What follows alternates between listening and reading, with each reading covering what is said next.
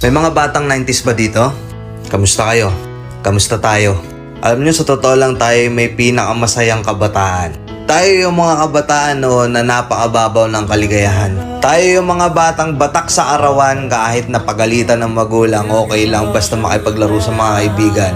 Di natin alam kung ano yung teknolohiya. Di natin alam kung ano yung cellphone.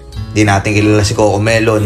Kontento na tayo sa mga laruan natin at sa kung ano yung meron. Tayo yung mga batang halos makompleto natin lahat ng laruan sa Jollibee at McDo. Bumibili tayo ng tig-pipisong laruan baka sakaling may laruan doon sa loob.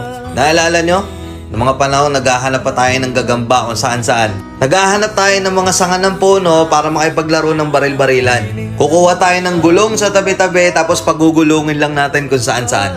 Mabibwisit tayo kapag hindi tayo pinayagan ng magulang natin makipaglaro sa mga kaibigan natin sa ulanan. Tayo yata yung mga huling batch ng mga bata na nakikipaglaro pa ng tagu-taguan. Sa totoo lang, di ba?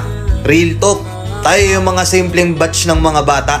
Tayo yung mga batang napakasimple lang ng kaligayahan. Pero yung mga batang yun ngayon nagsilakihan na. Nandito na tayo sa tunay na hamon ng buhay. Yung struggle natin ibang-iba. Pero magtataka ka, yung mga bata ngayon iba na rin sila. Yung mga bata ngayon, feeling nila mas magaling pa sila sa magulang nila. Yung mga bata ngayon, nagre-rebelde agad kapag hindi na pagbigyan yung mga simpleng gusto nila. Aray ko!